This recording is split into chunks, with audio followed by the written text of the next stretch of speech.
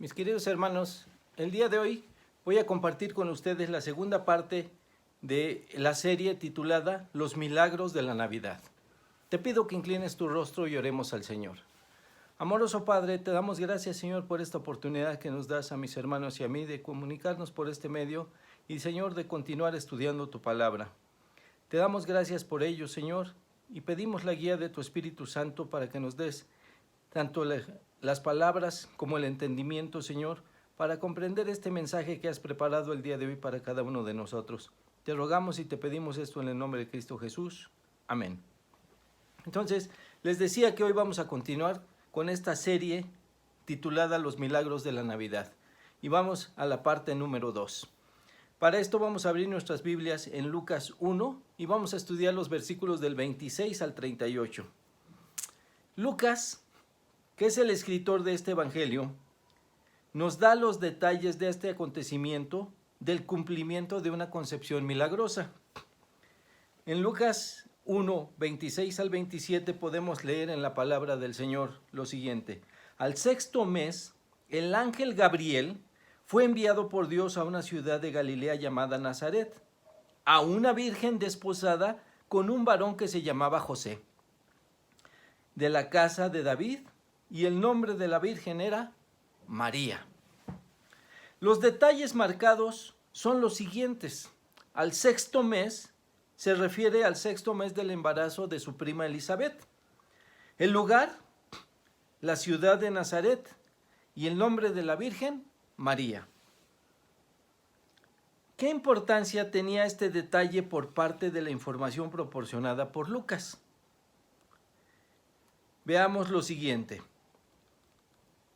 En la época y en la región que estamos hablando, a las mujeres no se les daba un papel protagonista en la historia, y mucho menos refiriéndose a una virgen adolescente en aquel mundo masculino de los romanos. María no vivía en Jerusalén, como pudimos leer, vivía en Nazaret, una pequeña aldea situada en la remota provincia rural de Galilea. Como toda mujer de ese tiempo y de la cultura judía, seguramente había sido preparada para las labores del hogar y para la maternidad. Si acaso, había aprendido a leer lo indispensable, y su educación en la ley mosaica era más para su obediencia como una mujer sumisa.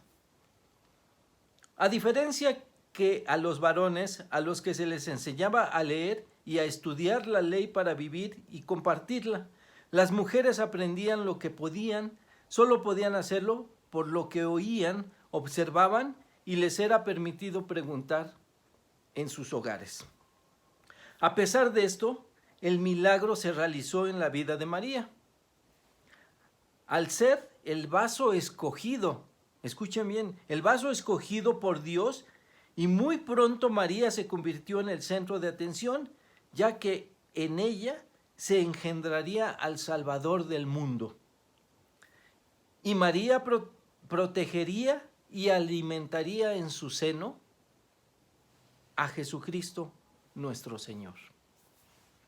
¿Qué papel tan importante iba a ocupar María siendo el vaso escogido por Dios para alojar a su Hijo? Continuemos. Lucas 1, 28.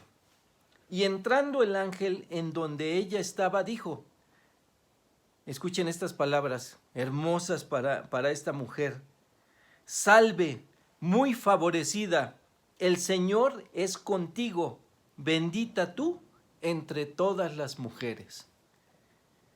Muy favorecida, esto es, que fue llena de gracia y que fue acepta ante los ojos de Dios, para ser elegida de entre todas las mujeres, no solo de su pueblo, sino de todo el mundo y de todos los tiempos. La joven virgen se sorprendió, y más aún cuando el ángel la llama por su nombre. Veamos en los versículos 29 y 30. Mas ella, cuando le vio, se turbó por sus palabras y pensaba qué salutación sería esta. Entonces el ángel le dijo: María, no temas, porque has hallado gracia delante de Dios.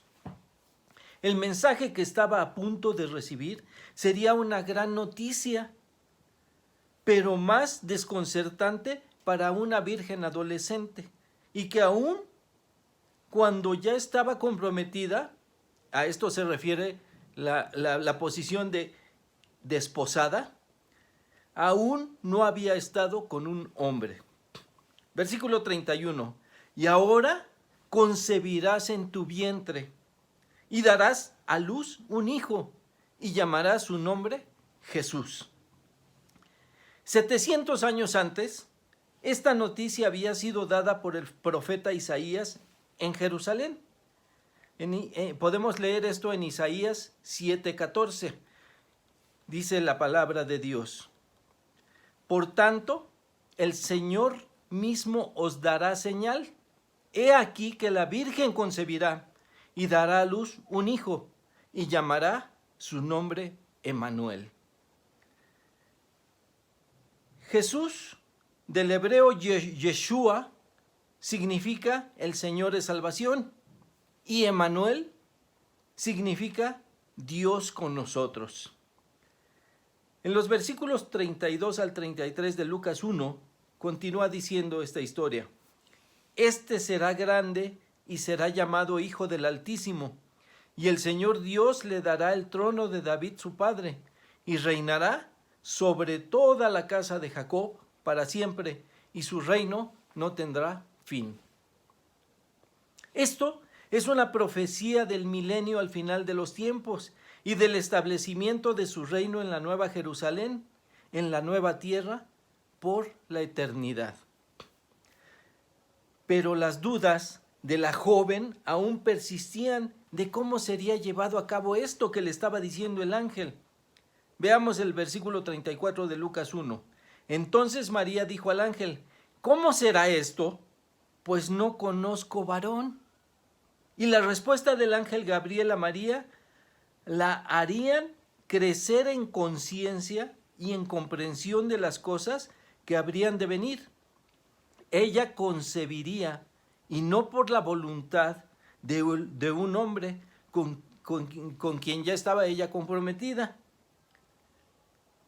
con quien apenas había iniciado el largo proceso del desposorio, y aún faltaba tiempo para la realización de su boda, sino por el grandioso milagro del Espíritu Santo, del Espíritu de Dios que realizaría en su cuerpo y en su vida, para lo que en ese momento supo quién sería el padre de su hijo.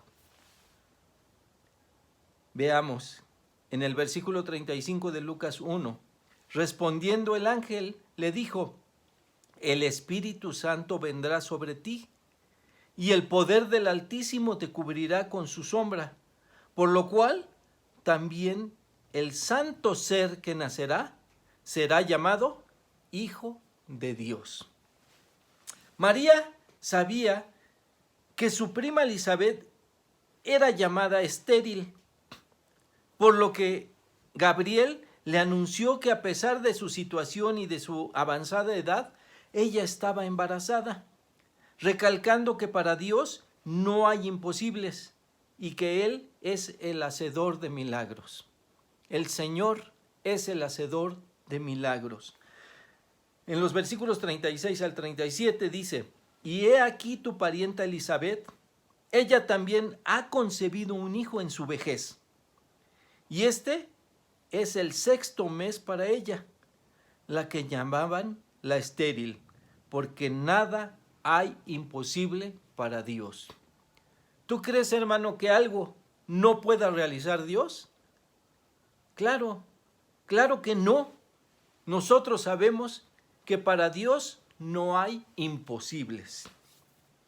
Y el ángel se lo estaba diciendo a María. Aclaradas sus dudas y ante tales evidencias, primero, María comprendió el mensaje de Dios. María tú eres el vaso que yo he escogido para que lleves en tu seno y des a luz a mi hijo, la esperanza del mundo. En segundo lugar, creyó que Dios podía hacer ese milagro que Gabriel estaba anunciando, aunque el mundo la considerara una mujer insignificante. Y por último, en obediencia a la voluntad de Dios, se sometió en forma absoluta y sin vacilar. Veamos por último el versículo 38 de Lucas 1. Entonces María dijo: He aquí la sierva del Señor, hágase conmigo conforme a tu palabra. Y el ángel se fue de su presencia. Podemos ver la profundidad del sometimiento de María al mensaje y la voluntad de Dios. ¿Lo puedes notar, mi hermano? Y tú, mi amado hermano, ¿qué harás ante el mensaje que Dios te da por medio de su palabra? ¿Estás dispuesto a obedecerlo con la sumisión y convencimiento que lo hizo María? ¿O prefieres ponerlo en duda y cuestionarlo como lo hizo Zacarías? ¿Qué vas a hacer, mi hermano? Dios te bendiga y nos vemos la próxima semana.